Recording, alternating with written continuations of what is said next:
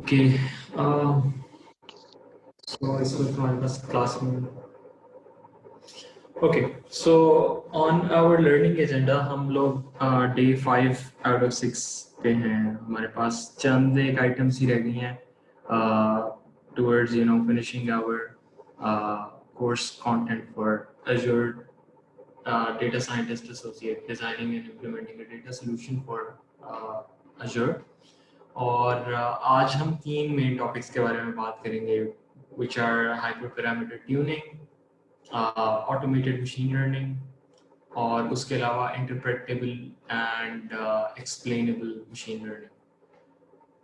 तो तीनों काफ़ी इंटरेस्टिंग टॉपिक्स हैं और आई गेस इसके अंदर प्रैक्टिकल कुछ क्वेश्चंस भी सामने आएंगे as we go along the class. And I encourage you guys to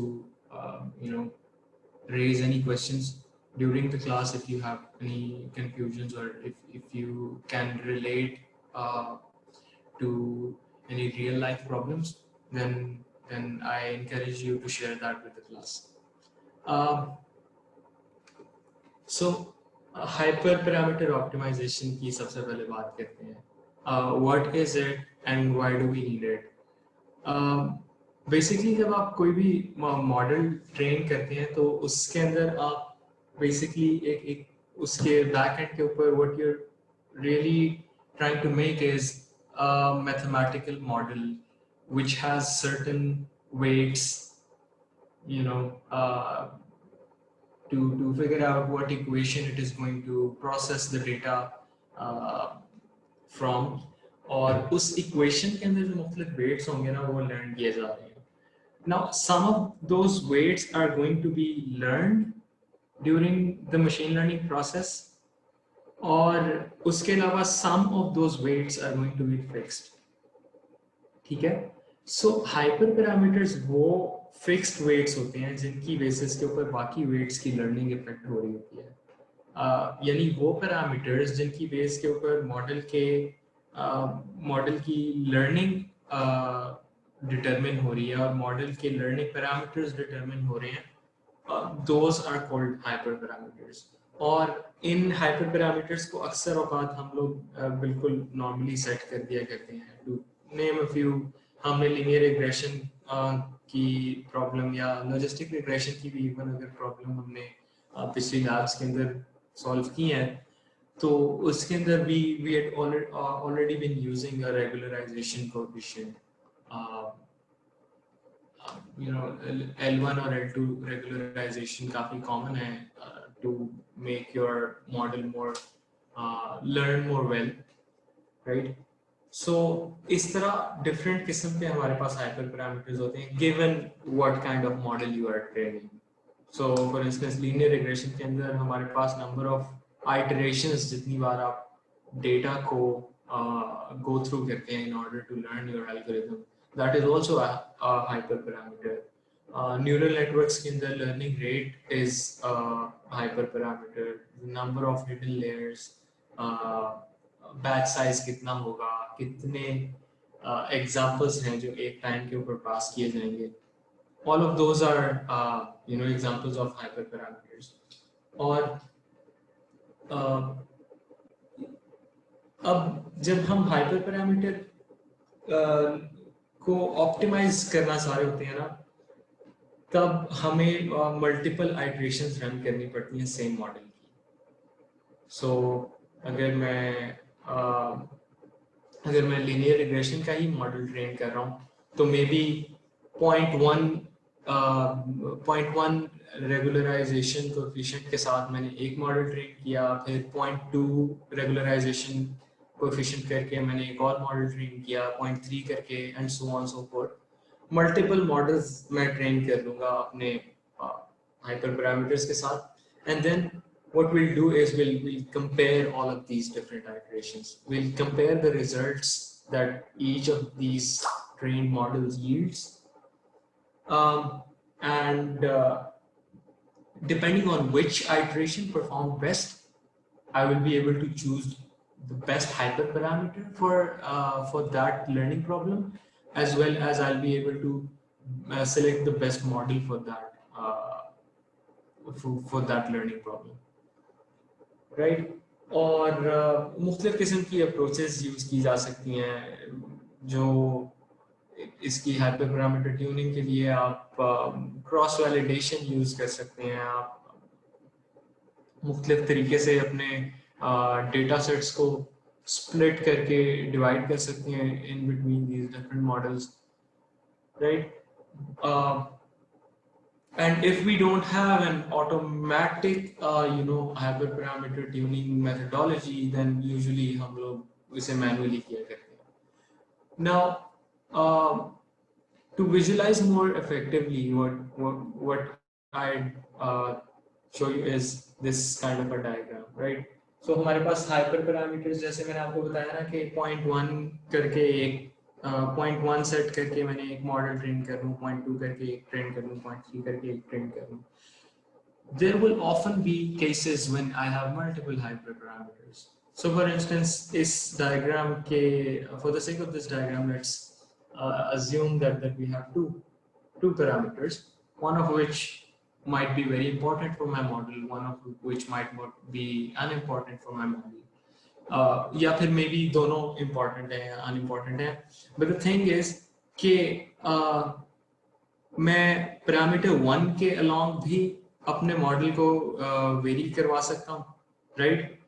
और पैरामीटर 2 के अंदर भी वेरिएंस ऐड करके चेक किया जा सकता है कि मॉडल परफॉर्मेंस इफेक्ट कैसे हो रही है. So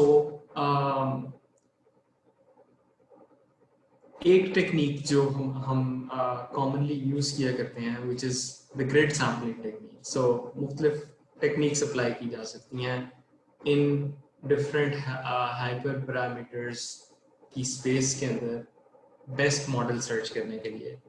one of those is grid sampling. So grid sampling में क्या है, हम इसी तरीके से एक इक्विडिस्टेंट तरीके से हम अपनी रेंज डिफाइन करेंगे जिसके अलॉन्ग हमने पैरामीटर 1 और पैरामीटर 2 को वेरी करवाना है, और फिर इक्वल इंटरवल्स के ऊपर ना we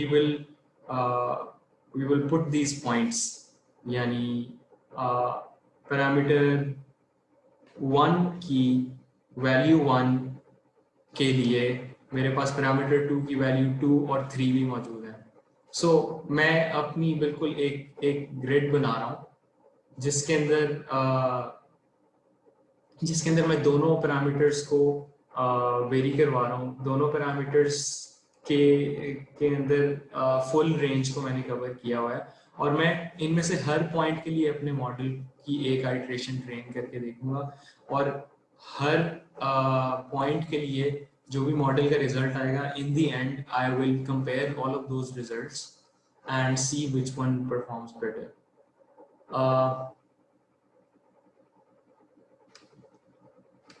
Guess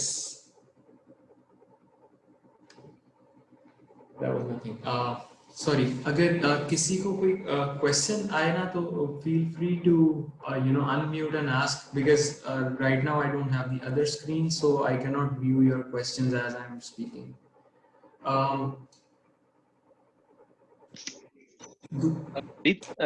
यार सॉरी टू इंटरप्ट, मैंने थोड़ा लेट ज्वाइन किया है. जस्ट क्विक 30 सेकंड ओवरव्यू दे देंगे हाइपर पैरामीटर के बारे में? आई एम रियली सॉरी यार, कुछ मिस हो गया इनिशियली. ये okay, so in a gist, hyperparameters आपके वो मॉडल के वो वाले पैरामीटर्स हैं या वो वाले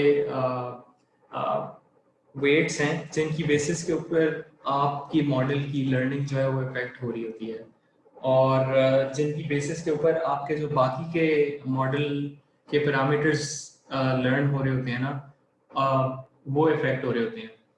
तो नॉर्मली हम इन हाइपर पैरामीटर्स को खुद मैनुअली डिफाइन करके सेट कर दिया करते हैं, बट ऑप्टिमल या बेस्ट टाइप ऑफ मॉडल निकालने के लिए ना हमें हाइपर पैरामीटर्स को ट्यून करके ट्वीक करके देखना पड़ता है, and that is where hyper parameter tuning comes in. और इसके अंदर हमारे पास मुख्तलिफ किस्म की टेक्निक्स हैं जिनको हम यूज कर सकते हैं. सो हमारे पास पहली टेक्निक जो हमने ऑलरेडी डिस्कस की है which is that is the grid sampling technique, जिसके अंदर हर कॉम्बिनेशन पैरामीटर्स का ट्राई किया जाता है और डिस्क्रीट आपके पैरामीटर्स ले आउट कर दिए जाते हैं in in sort of like a grid fashion, और ग्रिड के अंदर हर पॉइंट के ऊपर एक मॉडल ट्रेन किया जाता है। रैंडम समझ गया। सैम्पलिंग इज अनदर टेक्निक जिसके अंदर आप इसी तरह के मे बी एक एक ग्रिड लेआउट है, बट उसके अंदर से आप you don't try out each and every combination. Instead of that may be अगर ये मेरे पास 9 पॉइंट्स की ग्रिड आ रही है, इसके अंदर से maybe I would want to try 3 points, और मैं रैंडमली 3 पॉइंट्स सेलेक्ट करके I could you know select के मैं maybe this point and this point, इसके ऊपर मैं अपने मॉडल्स को ट्रेन कर लेता हूँ, और सिर्फ इन 3 पॉइंट्स के अंदर मैं सिर्फ इस स्पेस के अंदर मैं अपने अपने मॉडल की परफॉर्मेंस को टेस्ट कर रहा हूँ। Now why would you want to do random sampling instead of grid sampling? Grid sampling के अंदर जैसे कि like the first thing to to notice there is कि हर पॉसिबल कॉम्बिनेशन पूरी रेंज के अंदर ट्राई किया जाता है। Sometimes that's just not feasible, क्योंकि अगर आप कोई बहुत ज़्यादा एक्सपेंसिव टू ट्रेन मॉडल के साथ अगर आप काम कर रहे हैं, for instance if you are working with deep neural networks जिसका सिर्फ एक मॉडल की आइट्रेशन ट्रेन करने में आपको 6 घंटे लग रहे हैं, देन आपके पास 9 की ग्रेड अगर हो, तो that means you have to put in 54 straight hours just to try out each and every model on that grid, right? Which is sometimes not optimal if you right. have time constraints.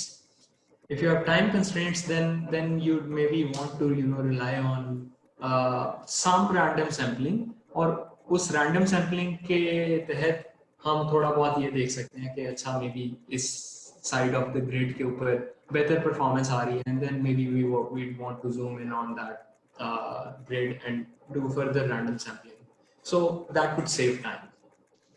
And the last type of hyperparameter sampling technique is Bayesian sampling. So हम Bayesian optimization algorithm एक होता है, उसकी base के ऊपर हम अपने random ये जो आपको राइट साइड के ऊपर एक डायग्राम नजर आ रही है रैंडम लेआउट, उसके अंदर रैंडमली बेसियन एल्गोरिथम के थ्रू कुछ मॉडल्स शुरू में रैंडमली टेस्ट होते हैं, और फिर जिस साइड के ऊपर बेहतर रिजल्ट्स आ रहे होते हैं उस उस एरिया ऑफ द ग्रिड के अंदर ना एल्गोरिथम कन्वर्ज करना शुरू कर देता है। So for instance may be सबसे पहले ये वाला एक मॉडल ट्राई किया जाता है, ये वाला मॉडल ट्राई किया जाता है, और ये वाला मॉडल ट्राई किया जाता है। पता लगता है कि थर्ड वाले मॉडल के पास ज़्यादा बेहतर रिजल्ट्स आ रहे हैं, तो then the search would converge to this area, और फिर इतने से एरिया के अंदर ज़्यादा मॉडल्स ट्राई किए जाएंगे। If you want to learn more about Bayesian optimization, that is something that you could do over there. But अगर आप उसे read करके आगे चलना चाहते हैं, that is completely fine for the sake of this exam. The key thing to take away from this is आपके पास मुख्तलिफ सैम्पलिंग टेक्निक्स हैं for your hyper parameter tuning experiments, और उनमें से कौन सी टेक्निक किस वक्त आप अप्लाई करना यानी कौन सी टेक्निक आप किस वक्त अप्लाई करना बेहतर समझेंगे। तो अगर आपके पास बहुत इजी बहुत फास्ट टू ट्रेन सिंपलर किस्म के मॉडल्स हैं जिनकी आप हाइपर पैरामीटर ट्यूनिंग करना चाह रहे हैं, फॉर इंस्टेंस लीनियर मॉडल्स या may be decision tree models जो कि इतने ज़्यादा कॉम्प्लेक्स नहीं है, then maybe you want to try out each and every possible combination of the parameters, then you want to go for grid sampling. Agar if that's just not the case, then maybe you'd want to fall back to Bayesian sampling, और Bayesian sampling के अंदर भी usually ज़्यादा ही iterations हो रही होती हैं क्योंकि आहिस्ता आहिस्ता search converge करती है, and अगर वो भी आपके लिए feasible नहीं है, then maybe the last thing to fall back is just random sampling. अपना n combinations का sample आप pick करें और उसके अंदर आप randomly generate करवा देंगे. Okay, this is going to be my hyperparameter set जिसके ऊपर हम models train करके देखेंगे. So now that we know a little bit about कि hyperparameter sampling की techniques कौन सी हैं, let's move on to Numan ने हैंड रेज किया है, तो आई गेस उनका कोई क्वेश्चन है. अस्सलाम वालेकुम, गुड मॉर्निंग.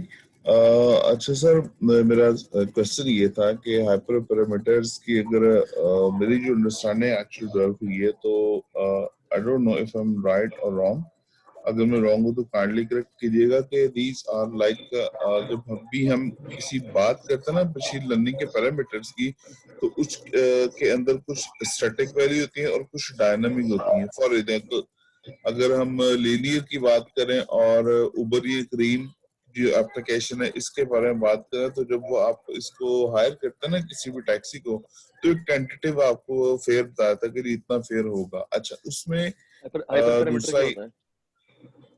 सॉरी यार, आई मीन सॉरी गाइस. हाँ, तो उसमें ये कि जब आप इसको यूज करते हैं ना अपना कोई भी ये टैक्सी सर्विस है, तो इसकी इनिशियल फ्लैग फॉल वैल्यू आ जाती है. फॉर एग्जांपल, जैसे ही आप उबर ये क्रीम के अंदर बैठते हैं, तो आपको 65 रुपीज जो है ना वो इनिशियली वो फॉरन ही डिडक्ट कर लेते हैं. इवन अगर आप 500 मीटर का भी डिस्टेंस ट्रैवल करें, तो जो मेरी एक समझ में एक चीज आ रही है उसमें कि जो आपका हाइपर पैरामीटर है वो एक्चुअली फिक्स अमाउंट होती है. ये एक जो पैरामीटर है जो स्टैटिक हो चुका होता है, जिसकी बेस के ऊपर जो बाकी जो डायनामिक वैल्यूज हैं वो एक्चुअली इफेक्ट हो रही होती हैं. क्या मैं मतलब इज इट राइट और wrong about hyperparameters?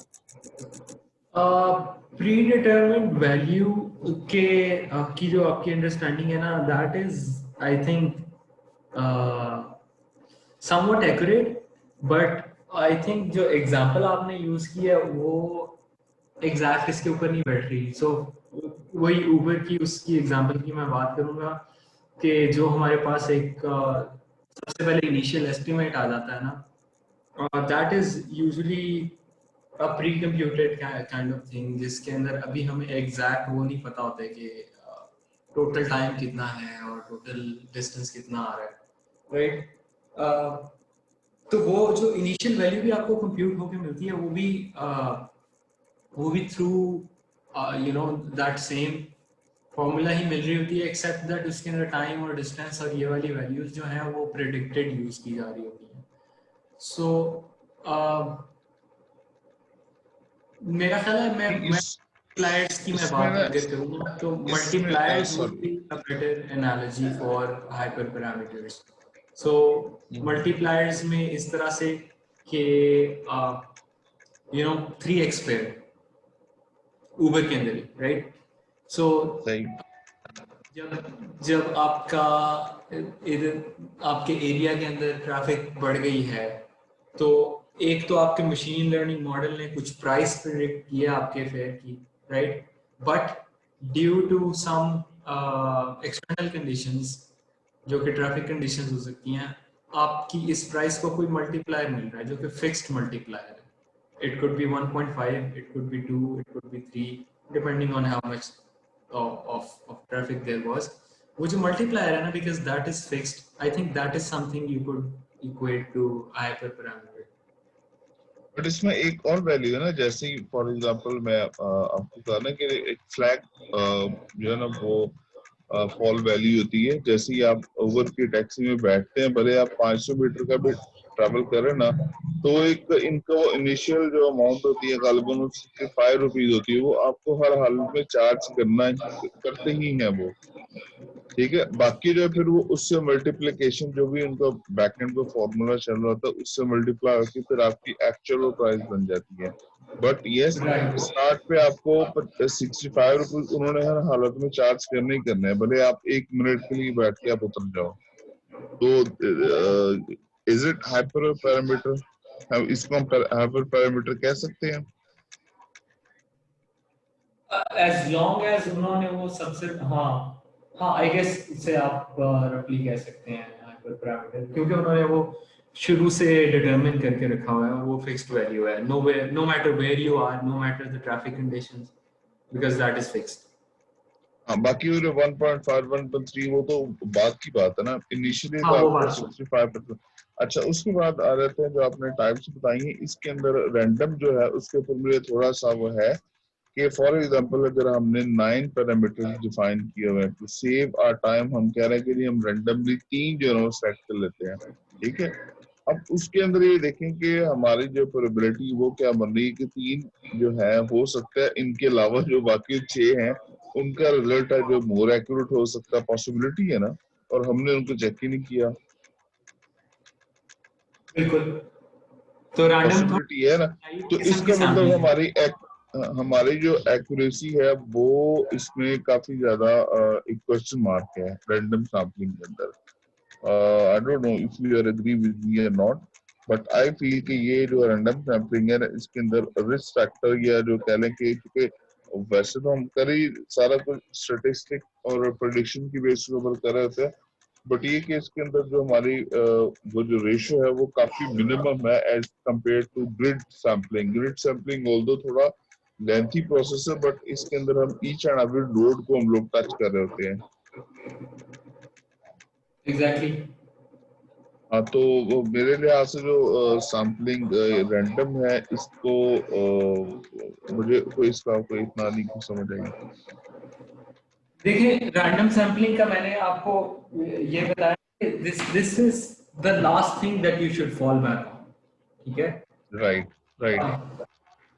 For all क्योंकि practical applications, you should यहाँ either rely on grid sampling yes, or Bayesian sampling, जिसके अंदर आप आहिस्ता आहिस्ता कन्वर्ट करते जाते हैं अपनी सर्च स्पेस के अंदर।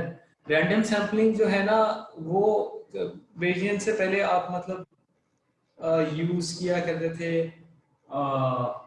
you know it was a naive way to select a subspace for models जो बहुत ज़्यादा एक्सपेंसिव थे ट्रेन करने के लिए। और आज भी अगर हम बहुत शदीद हैवी किस्म के मॉडल्स की बात करें तो एक तो एग्जांपल मैंने दी थी ना कि अगर आपको 6 घंटे लग रहे हैं एक मॉडल ट्रेन करने में, ठीक है, और यहाँ पे तो अभी आपके पास 9 पॉइंट्स की अपनी ग्रिड बन रही है ना। कंसिडर कि आपके पास 3 या 4 हाइपर पैरामीटर्स हैं, तो आपके पास 4 डायमेंशंस के अंदर आपके पास पूरी ग्रिड स्पेस बन रही है और उसके अंदर maybe you would have more than 100 points to search, सही है। और सही। ऊपर सिंगल आइट्रेशन करने में भी अगर आपको मतलब एक दिन से ज्यादा का टाइम लग रहा है या मल्टीपल डेज लग रहे हैं सिर्फ एक सिंगल मॉडल ट्रेन करने में, then then random sampling is sometimes you know your last hope, right, right, right. as long as you think a Bayesian sampling wouldn't work. Fine, fine, fair enough, fair enough. Thank you. ठीक है, let's move forward to what Azure has for hyperparameter tuning। और Azure के अंदर hyperparameter tuning की के इस process को उन्होंने नाम दिया हुआ है hyperdrive का। और बेसिकली वही जो आपकी जो ग्रिड बनती है या जो भी आपके hyperparameter की आप रेंजेस डिफाइन करते हैं, that becomes your search space। जिस range of hyper parameter values के अंदर आप मॉडल को ऑप्टिमाइज करने की कोशिश कर रहे होते हैं उसे आप अपनी सर्च स्पेस कहते हैं। और आपके पास दो किस्म के हाइपर पैरामीटर्स पॉसिबल हैं। एक आपके डिस्क्रीट हाइपर पैरामीटर्स होते हैं जिसके अंदर आपकी you know 0 1 2 3 nothing in between these numbers, right. So आपके पास वैल्यूज डिस्क्रीट हैं जिनके अंदर से आप चूज कर सकते हैं। कॉन्टिन्यूस हाइपर पैरामीटर्स आपकी वो वैल्यूज हैं जो यू नो डेसिमल फॉर्म के अंदर भी हो सकती हैं, या आप उसके अंदर जितनी मर्जी डेप्थ के अंदर चले जाएं, जितनी मर्जी ग्रैनुलैरिटी के अंदर चले जाएं, जितनी मर्जी डेसिमल प्रिसीजन के अंदर चले जाएं, कोई ना कोई आपको उसका इम्पैक्ट नजर आ रहा हो, ठीक है। सो कॉन्टिन्यूस जो आपकी हाइपर पैरामीटर्स हैं those can be sampled from you know normal distribution, uniform distribution या कोई भी और दूसरी कॉन्टिन्यूस डिस्ट्रीब्यूशन आप यूज करें स्टेटिस्टिकली, और उसके अंदर से आप सैंपल कर सकते हैं अगर आपने रैंडम सैम्पलिंग करनी है। डिस्क्रीट के केस के अंदर आप you can either define your own values के okay you know hyper parameter की वैल्यू 1 सेट करो, 3 सेट करो और 12 सेट करो, और सिर्फ ये तीनों चॉइसेस होनी चाहिए. सो फॉर इंस्टेंस नीचे ही यहाँ पे मेरे पास एक एग्जांपल है कि मैं अगर अपना कोई मॉडल ट्रेन करने के लिए मैं बैच साइज चूज कर रहा हूँ, कितनी एग्जांपल्स के ऊपर एक सिंगल आइटरेशन रन होगी, राइट? तो अब मेरे पास यहाँ पे दोनों टाइप्स ऑफ वेरिएबल्स मौजूद हैं. मेरे पास डिस्क्रीट वेरिएबल है जो कि आपका बैच साइज है, मेरे पास कॉन्टिन्यूअस वेरिएबल है जो कि मेरा लर्निंग रेट है, राइट? सो बैच साइज के लिए मैं सीधी सीधी अपनी सर्च स्पेस के अंदर एक चॉइस ओके ओके 16 का बैच साइज, 32 का बैच साइज और 64 का बैच साइज. मैं सिर्फ ये 3 बैच साइजेस के अंदर ट्राई कर सकता हूँ, और इन तीनों बैच साइजेस के साथ I want to you know have a learning rate और you know sample from a normal distribution, और नॉर्मल डिस्ट्रीब्यूशन जिसके जो इस रेंज के दरमियान होगी, और उसकी इतनी यू नो जो भी आप एक नॉर्मल डिस्ट्रीब्यूशन के फीचर्स डिफाइन कर सकते हैं कि इतनी स्टैंडर्ड डिविएशन रख लो, इतना उसका मीन होना चाहिए, राइट? और इस तरह आप अपनी एक पैरामीटर स्पेस जो है ना आप डिफाइन कर देते हैं, and then using this parameter space you can run a hyperparameter search experiment which is called a hyperdrive experiment in Azure. और उस वो hyperdrive experiment आपकी इस parameter search space के अंदर आपकी define की हुई methodology के तहत, चाहे वो grid methodology है, चाहे वो Bayesian sampling methodology है, उसके तहत it will create multiple experiments, multiple runs, और हर run के against जो भी model आएगा उसकी परफॉर्मेंस आप बाद में इवैल्यूएट कर सकेंगे. The other thing to know is जब आप हाइपर पैरामीटर ट्यूनिंग की बात कर रहे हैं, then it is almost essential to talk about early termination. So जैसे अभी थोड़ी देर पहले I was saying कि some of the models may take even more than days to train. In fact, अगर आप वही YouTube के ऑप्टिमाइजेशन मॉडल्स की अगर आप बात करते हैं, या अगर आप Uber जैसे मॉडल्स की भी बात करते हैं, those take days to train. और अगर उसके अंदर वो किसी इस पूरी ग्रिड के अंदर किसी ऐसे कॉम्बिनेशन के साथ ट्रेन करना शुरू कर दें जो कन्वर्जेंस की तरफ जा ही नहीं रहा, या जो अच्छी एक्यूरेसी कभी भी यील्ड नहीं करेगा, चाहे वो पूरे 2 दिन चलता रहे या चाहे पूरे वो 4 साल ट्रेन होता रहे, तो ऐसे सिनेरियो के अंदर उस एक्सपेरिमेंट को अगर हम एंड तक रन करते हैं, then that just means कि हमने अपनी कॉस्ट ज़ाया की है. So then there has to be some way to end that experiment before it takes up too much time and your compute resources, right? So मैंने मसलन यहाँ से एक कॉम्बिनेशन उठाया अपने हाइपर पैरामीटर्स का और उसके ऊपर मॉडल की ट्रेनिंग शुरू की, और मुझे और मैंने उसे अगर मैं 2 मिनट के लिए मॉनिटर करता हूँ और 2 मिनट के अंदर मैं देखता हूँ कि ओके पहली आइट्रेशन के अंदर इसकी एक्यूरेसी 60% तक जाती है, दूसरी आइट्रेशन के अंदर 63 तक जाती है, तीसरी आइट्रेशन के अंदर दोबारा 60 के से बिलो फॉल कर जाती है, और मुझे ये कांस्टेंट पैटर्न नजर आ रहा है कि कभी भी ये इम्प्रूवमेंट की तरफ नहीं जा रही, then it is best that I stop that experiment, I end that experiment. And that is what early termination means, कि हम मॉडल को हमने जितनी पूरी की पूरी आइट्रेशंस शुरू में डिफाइन की थी कि इतनी आइट्रेशंस पूरी करो, हम उतनी आइट्रेशंस नहीं एंड तक रन करेंगे. मॉडल को हमने जो जितना टाइम असाइन किया था कि इतने टाइम तक मैक्सिमम ट्रेन करके देख लो, हम उतना टाइम पूरा उसे नहीं करने देंगे, उससे पहले ही हम उस मॉडल को स्टॉप कर देंगे. अब उसके लिए हम मुख्तलिफ पॉलिसीज डिफाइन कर सकते हैं. वो क्या पॉलिसीज हैं? There is a banded policy, right?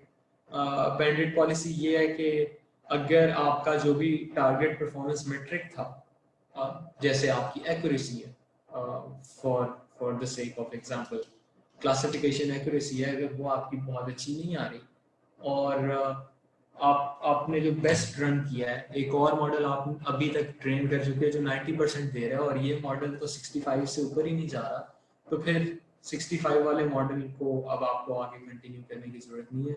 Through the banded policy you can eliminate that model, you can stop training, get rid of it. Median stopping policy के केस में भी अगेन हम टारगेट परफॉर्मेंस मेट्रिक को compare कर रहे हैं अपने बाकी के अभी तक जो रन्स हुए हैं हमारे हाइपर ड्राइव एक्सपेरिमेंट्स, बाकी के जो रन हुए हैं उनके आउटपुट से. सो फॉर इंस्टेंस अभी तक मैं 5 एक्सपेरिमेंट्स रन कर चुका हूँ, 5 कॉम्बिनेशंस के ऊपर मैं मॉडल ट्रेन कर चुका हूँ और उनका जो मीडियन आ रहा है, मीडियन परफॉर्मेंस आ रही है वो 73 है या 75 है. और जो छठा मॉडल मैं ट्रेन करने जा रहा हूँ वो 73 से वर्स आ रहा है या वो उससे बुरा है, तो वो मीडियन वैल्यू से कंपेयर करके हम उसे एलिमिनेट कर देते हैं. और the third kind of policy is your truncation selection policy. और उसके अंदर क्या होता है कि आप जितने भी मॉडल्स ट्रेन कर रहे हैं उनमें से लोएस्ट n परसेंटेज या लोएस्ट x परसेंटेज, मैं कहता हूँ लोएस्ट 10% परफॉर्मिंग जितने भी मॉडल्स होंगे, चाहे उनकी एक्यूरेसी 92 93 में ही क्यों ना आ रही हो, as long as you know 80% of my models are training better than those models, तो मुझे lowest performing models रखने की जरूरत नहीं है, मैं उनको भी truncate करूँगा through the truncation selection policy.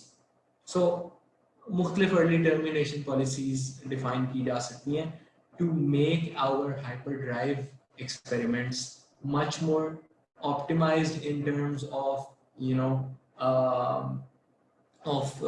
time consumption and resources consumption, so that आपकी ऑर्गेनाइजेशन का टाइम ना वेस्ट हो. फर्स्ट ऑफ ऑल आपके डेटा साइंटिस्ट या आपकी डेटा साइंस टीम का टाइम ना वेस्ट हो, और दूसरी चीज़ ये कि आपके जारी बात है there is a cost being incurred with each and every model training process, तो आपकी वो कॉस्ट भी प्रिवेंट हो जाए, right? Or we'll see in a while how we set up a hyperdrive experiment. उसके अंदर ट्रेनिंग स्क्रिप्ट के को आप एग्जैक्ट सेम तरीके से लिखते हैं, एक्सेप्ट दैट जो आपके हाइपर पैरामीटर्स हैं उन्हें आप एज आर्ग्यूमेंट्स पास कर देते हो अपनी ट्रेनिंग स्क्रिप्ट को, और जो भी आपका परफॉर्मेंस मैट्रिक है उससे आप लॉग करते हो ताकि हाइपर ड्राइव एक्सपेरिमेंट जो बाहर से इस ट्रेनिंग स्क्रिप्ट को चला के देख रहे हैं वो इसको मॉनिटर कर सके. सो using hyperparameters as arguments and logging the performance metric, these two things are essential for running a hyperdrive experiment. So now we'll move on to auto ML model selection, right? Automated machine learning के बारे में हम लोग पहले भी बात कर चुके हैं. Azure मशीन लर्निंग के अंदर भी ऑटोमेटेड मशीन लर्निंग की हमारे पास सर्विस अवेलेबल है, जिसके अंदर ना सिर्फ ये कि हमारे पास अगर डेटा सेट खराब है और उसके अंदर में भी मिसिंग वैल्यूज हैं, उनकी इंटरप्रिटेशन कैसे होगी, इस पॉइंट से लेके हम मॉडल कौन सा यूज करेंगे, उसके अंदर हाइपर पैरामीटर्स कौन से यूज करेंगे, all of this is managed by then the automated machine learning service. So हमें चाहिए क्या? What do we need to do auto ML? We need a data set to begin with, as in all machine learning experiments. And the other thing we need to define is our optimization metric. Of course, आपके कोई ना कोई time constraints होंगे या आपके problem की complexity कोई इस तरह की होगी जो डिटरमिन करेगी whether you're going for automated machine learning or whether you're writing code yourself.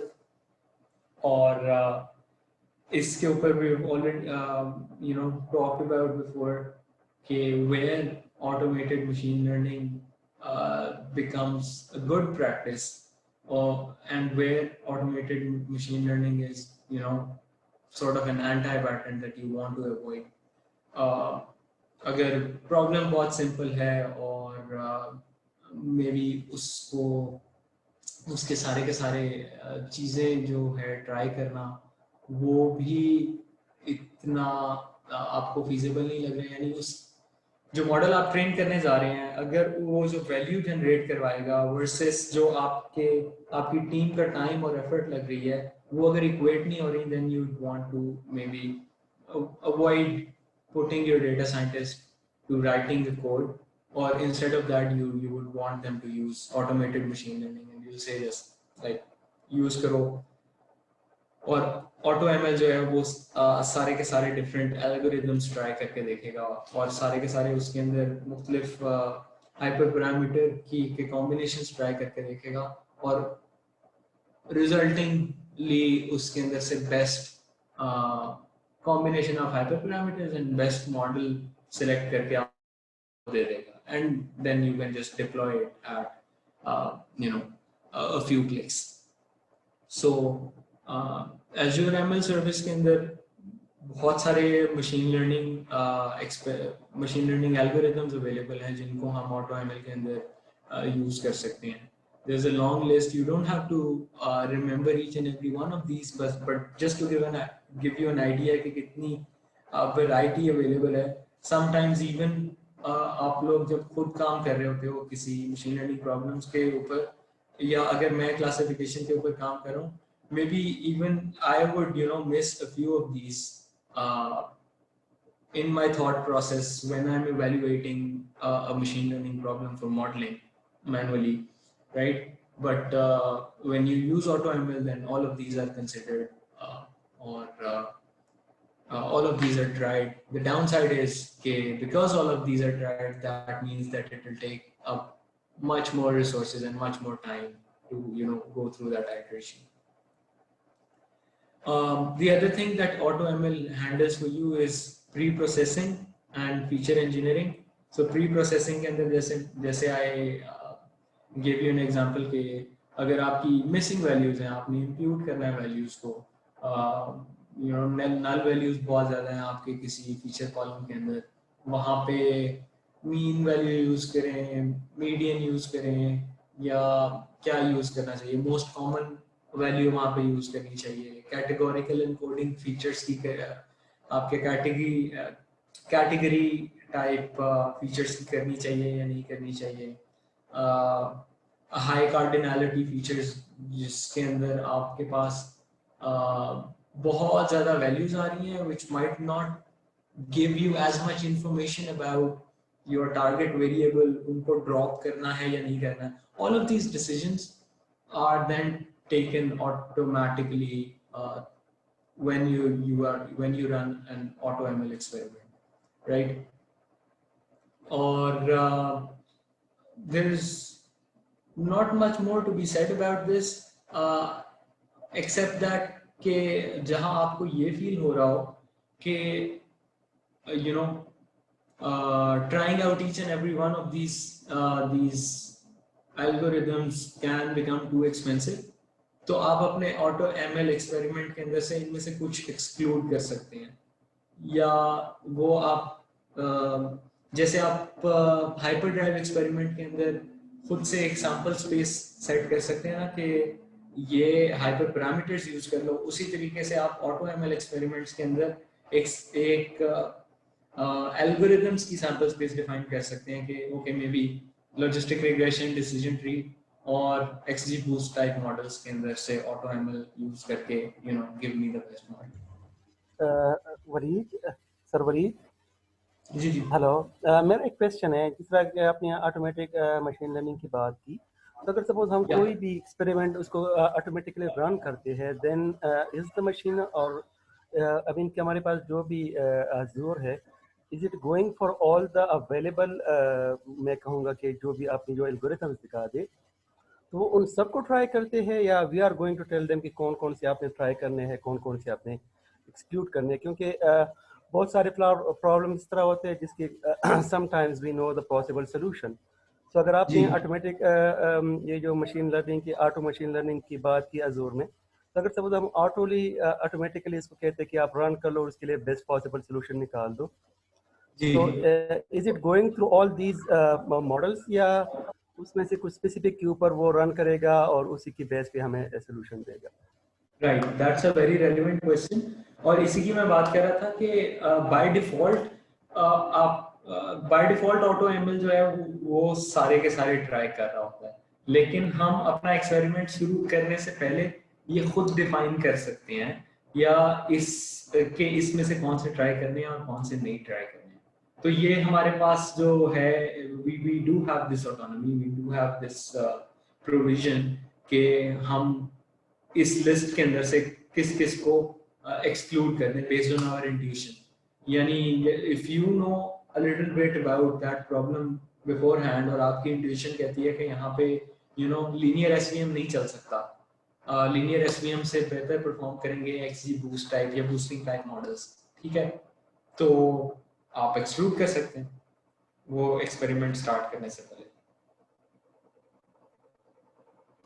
Okay, sir. Thanks a lot. Got it. Yeah. So the last thing that we have to talk about today is explainable machine learning. सबसे पहले मैं explainability या model की interpretability के ऊपर मैं बात करता हूँ। What does it mean basically?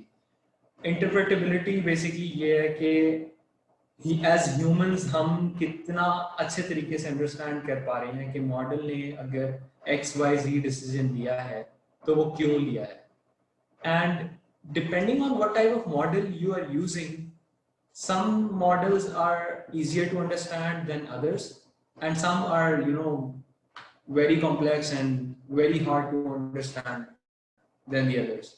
So for instance on the right आप लोग देख पा रहे हैं, this is an example of a neural network, right, जिसके अंदर मेरी 3 inputs जा रही हैं 1, 2 and 3, और हर न्यूरॉन के ऊपर कोई ना कोई उसके ऊपर मल्टीप्लायर लग रहा है, कोई ना कोई वैल्यूज उसके अंदर ऐड हो रही हैं, और फिर हर स्टेप के ऊपर उन वैल्यूज के ऊपर भी फर्दर ऑपरेशंस हो रही हैं, और फिर may be if it's a deep neural network तो इस तरह के आपको 50-100 लेयर्स मिल जाएंगे इससे आगे, और हर लेयर के ऊपर इतनी कॉम्प्लेक्स किस्म की अगर आपके पास कंप्यूटेशंस लग रही हैं तो उसको एज ह्यूमन कोई ये न्यूरल नेटवर्क अगर कोई डिसीजन लेता है तो उसको अंडरस्टैंड करना हमारे लिए काफी मुश्किल बन जाता है।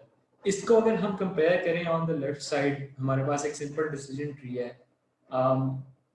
कि खांसी है या नहीं है, अगर नहीं है और खांसी नहीं है और फीवर भी नहीं है तो मे बी आपको फलां XYZ बीमारी नहीं है, और अगर आपको खांसी भी है और फीवर भी है देन आप बीमार हैं या आप आपकी डिजीज की इतनी प्रोबेबिलिटी आ रही है। इस चीज को अंडरस्टैंड करना कदरे आसान है to the diagram on the right, जिसके अंदर आपको बहुत कॉन्वोल्यूटेड किस्म के वेट्स से मल्टीप्लाई करके वैल्यूज आपस में जो है वो इतनी ज्यादा मिक्स हो गई होती हैं by the time that you get to the output layer of a neural network that it really becomes hard to track the decision all the way back to the actual inputs. यहाँ पे we can just track to the actual inputs which were whether there was cough or whether there was fever or not, right? So that's the notion of interpretability. तो कुछ applications होती हैं हमारी जो कि इतनी मिशन क्रिटिकल होती हैं या जो इतनी सेंसिटिव एप्लीकेशन होती हैं जिसके अंदर we definitely want to have an insight on why that certain decision was made.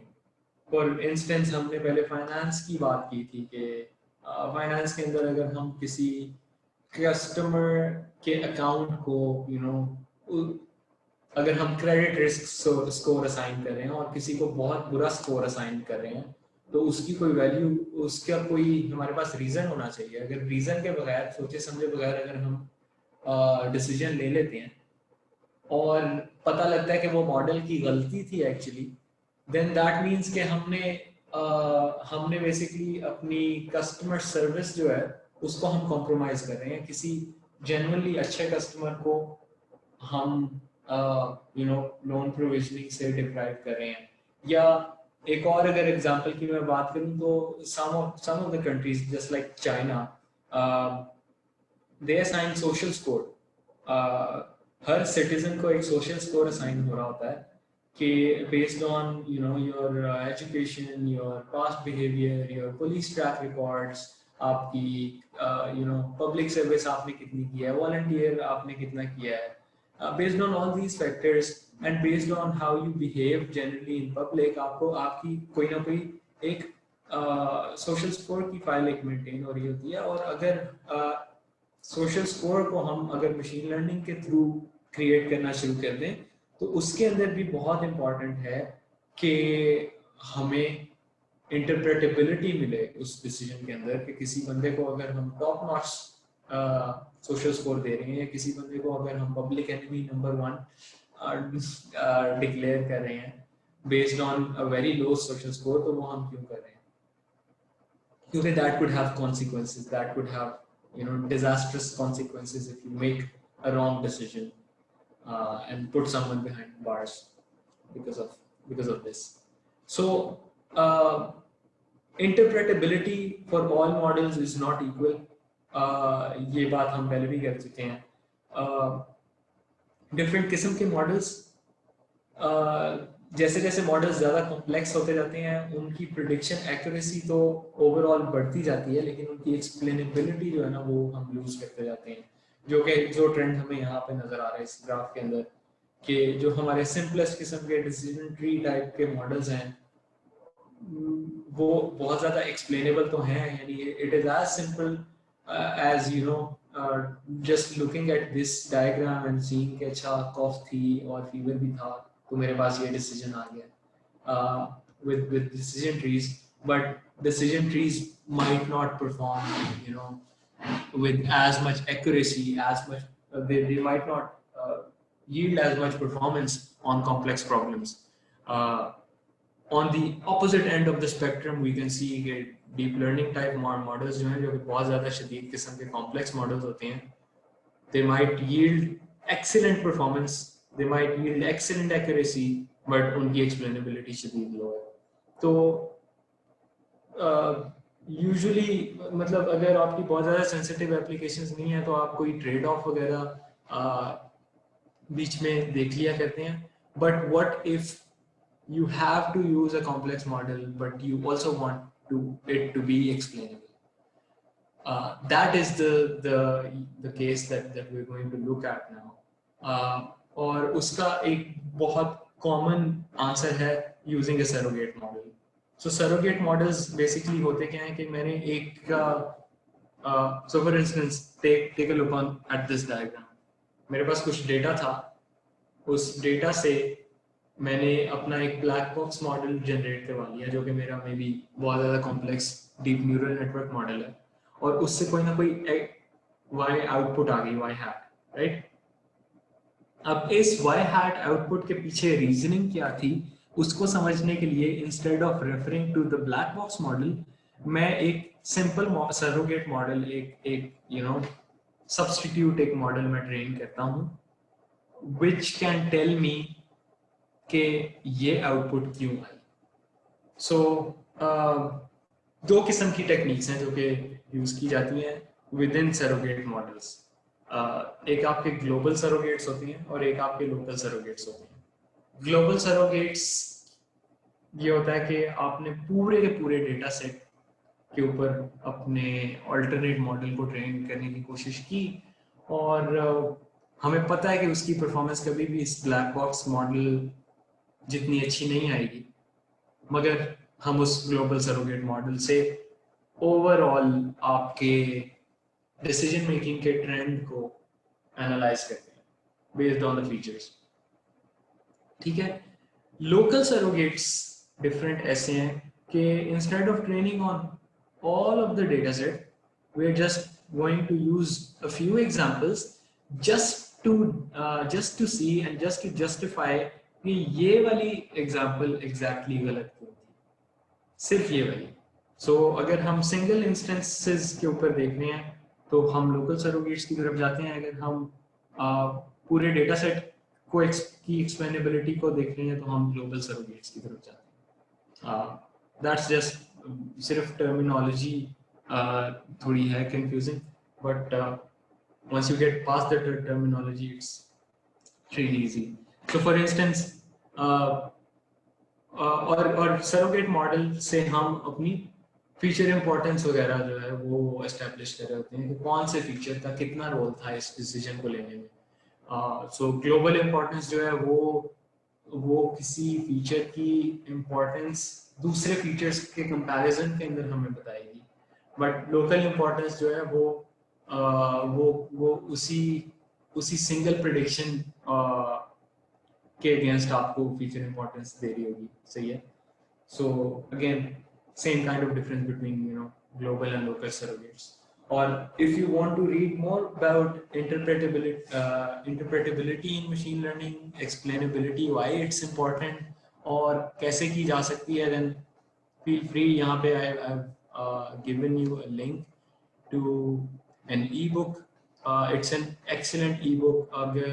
If someone is interested in machine learning and interpretable machine learning, they should go through this.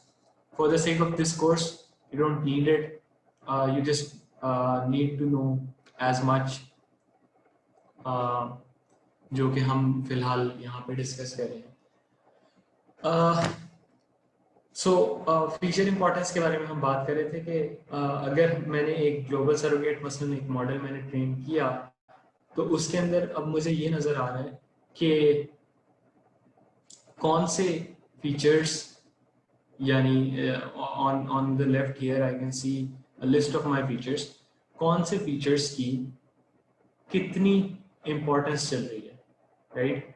और नीचे का मेरे पास feature importance का एक score चल रहा है, right. तो जिस फीचर की जितनी ज़्यादा रेंज के अंदर इंपॉर्टेंस आ रही है, इसका मतलब है कि वो फीचर उस डिसीजन मेकिंग के अंदर उतना ज़्यादा इन्वॉल्व है, वो फीचर उस डिसीजन की कंसेप्शन के अंदर उसका उतना ज़्यादा रोल है. सो फॉर इंस्टेंस एज यहाँ पे जो है वो बहुत इम्पॉर्टेंट एक फीचर्स के अंदर आ रहा है, लेकिन यहाँ पे मुझे नजर आ रहा है ये this example is basically from a model जो कि एक डिजीज की ससेप्टेबिलिटी आपकी प्रिडिक्ट करवा रही है. और इसके अंदर मुझे ये नजर आ रहा है कि स्मोकिंग या आपकी आईओडी या आपके लास्ट डायग्नोसिस जो है वो इतने इम्पोर्टेंट, इतना फैक्टर नहीं प्ले कर रहे आपकी इस डिजीज की ससेप्टेबिलिटी के अंदर as much as your age factor plays a role, right. तो इन फीचर इंपॉर्टेंसेस को और इन ग्लोबल और लोकल सरोगेट मॉडल्स को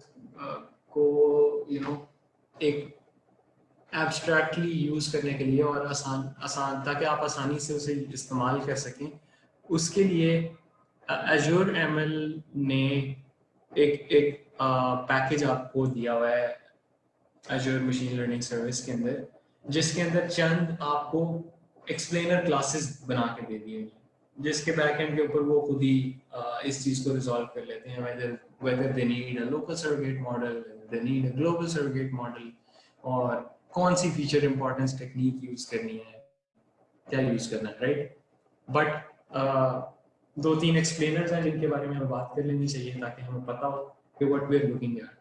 तो आपके पास मिमिक एक्सप्लेनर एक क्लास उन्होंने प्रोवाइड की है which creates a global surrogate models, जिसके थ्रू आप अपने ट्रेन मॉडल को अप्रोक्सीमेट करते हो और फिर आप उसके थ्रू अपनी एक्सप्लेनेबिलिटी जो है वो डिराइव करते हो उसके साथ, ठीक है.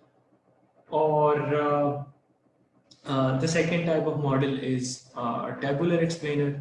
और tabular explainer जो है वो basically मल्टीपल एल्गोरिदम्स यूज करता है और मल्टीपल सरोगेट एल्गोरिदम्स यूज करके आपके मॉडल के लिए जो भी बेहतर इम्पोर्टेंट है, मोस्ट अप्रोप्रिएट है, वो निकाल के ले आता है. इसके लिए एक टेक्निक होती है ये sharp, if you want to go into the details and technicalities of SHAP, तो उसके अंदर बहुत actually let me just show you.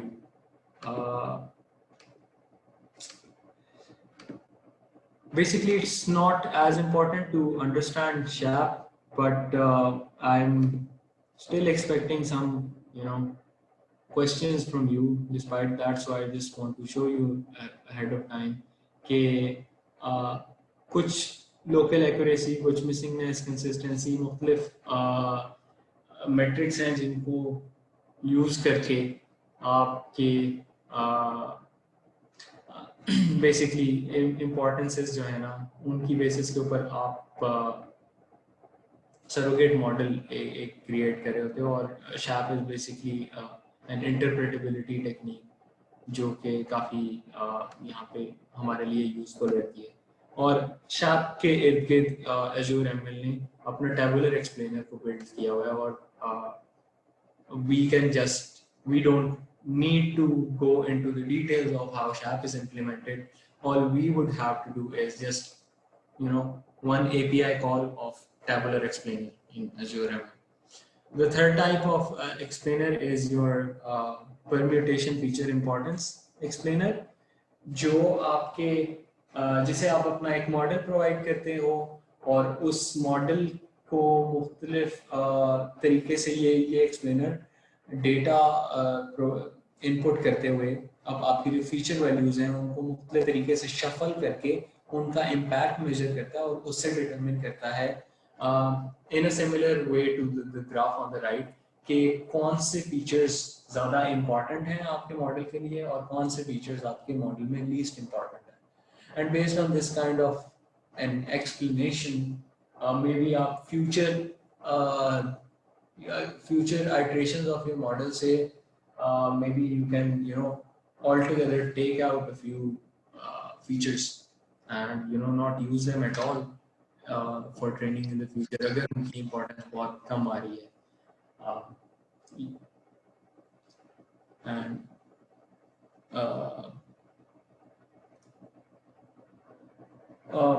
उसके अलावा the same kind of graphs, the same kind of explanation scores can be used to determine how my model thinks, how my model takes decisions, कौन से features की base के ऊपर क्या decision लिया जा रहा है. And we'll see more concrete examples of this once we get to the lab part, right? So I guess that's sort of it for model explainability and interpretability. If there are any questions regarding what we've covered up till now, I'll try to answer each and every one of your questions. Otherwise, we can then take a short break and move towards demo. Sir, we have previously used batching in our slides. And can you explain what are the advantages of batching in machine perspective? Sorry, are you asking about using batches for training? मतलब मुख्तलिफ sizes of batch? Yes, exactly. उससे मुतालिक what do you want to know? Obviously, sir. Obviously, yes. Size of batches. कि कौन सा size of batch optimal रहता है? Is that what you're trying? Yes. Why we use batches? I mean, instead of batches, we can use all of the data. सही है.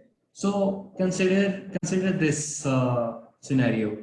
अगर हमारे पास millions of images हैं of people, या फिर हम मशीन लर्निंग के अंदर सबसे कॉमन एग्जांपल या कंप्यूटर विजन के अंदर सबसे कॉमन एग्जांपल यूज करते हैं क्लासिफाइंग कैट्स एंड डॉग्स. ठीक है, हम एक मशीन लर्निंग मॉडल ट्रेन कर रहे हैं जो कि कैट्स और डॉग्स को क्लासिफाई करता है, and it yields the output of whether the image provided was a cat or a dog, and we are giving it millions and millions of images which have labels of whether it was an image of a cat or whether it was image of a dog. अगर हम हर image के ऊपर अपने पूरे neural network को learn करवाने की कोशिश करेंगे और उस न्यूरल नेटवर्क के अंदर there would be hundreds of layers, तो मुझे हर ट्रेनिंग आइट्रेशन के ऊपर हर इमेज के लिए वो 100 लेयर्स को एक फॉरवर्ड प्रोपगेशन करवानी पड़ेगी और 100 लेयर्स मुझे बैकवर्ड प्रोपगेशन करवानी पड़ेगी, और both forward and backward propagations are needed in order to learn a deep neural network. और ये दोनों ऑपरेशंस काफी कॉम्प्लेक्स हैं, और एक बार मैं फॉरवर्ड और बैकवर्ड प्रोपगेशन करवा लूंगा, उसकी बेस के ऊपर मुझे कोई ना कोई वेट्स अपडेट करने पड़ेंगे, और once I update the weights of my neural network, then I move to the next image. Instead of that, जब हम बैचिंग यूज करते हैं तो हम मल्टीपल इमेजेस के ऊपर फॉरवर्ड बैकवर्ड प्रोपगेशन करवा के एक बार वो तो करवा लेते हैं अपना उनकी वेट्स अपडेट्स कैलकुलेट कर लेते हैं, लेकिन वेट अपडेट पूरे बैच के लिए करते हैं, राइट? और जो बैच ऑपरेशन है ना, उसके थ्रू जो हमारा लर्निंग प्रोसेस है वो तेज हो जाता है, इट बिकम्स मोर ऑप्टिमाइज्ड, क्योंकि मल्टीपल इमेजेस के ऊपर पैरेलल में फॉरवर्ड प्रोपगेशन करवाई जा सकती है और बैकवर्ड प्रोपगेशन करवाई जा सकती है।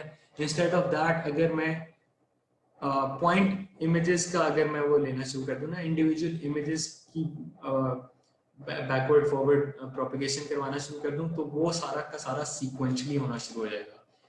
तो बैचेस के अंदर इट बिकम्स मच मोर पैरेललाइज्ड, जिसका मतलब है कि मैं एक टाइम के अंदर, अगर मैंने 16 इमेजेस का बैच डिफाइन किया हुआ है, इसका मतलब है मैं एक टाइम के ऊपर यूजिंग जीपीयू और पैरेलल प्रोसेसिंग जो भी मैं यूज कर रहा हूँ, चाहे क्लस्टर यूज कर रहा हूँ और व्हाटएवर, मैं एक टाइम के ऊपर 16 इमेजेस प्रोसेस कर रहा हूँ, यानी ऑलमोस्ट सेम टाइम के अंदर मैंने मल्टीपल इमेजेस से लर्न करने की कोशिश की है, and the weight updates would be much more bigger, right? लेकिन अगर हमारा बैच साइज बहुत ज़्यादा बड़ा हो जाए, that also becomes a problem to handle, और sometimes आपकी ओवरऑल लर्निंग सही डायरेक्शन के अंदर नहीं जा रही होती, तो आपको बैच साइज रिड्यूस भी करना पड़ जाता है। तो there is a trade off there, और उस ट्रेड ऑफ को ही बेसिकली हम hyper parameter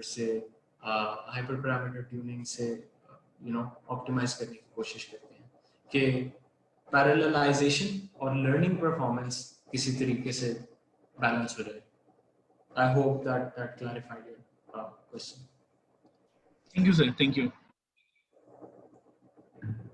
Yeah. If there are no other questions, then perhaps we can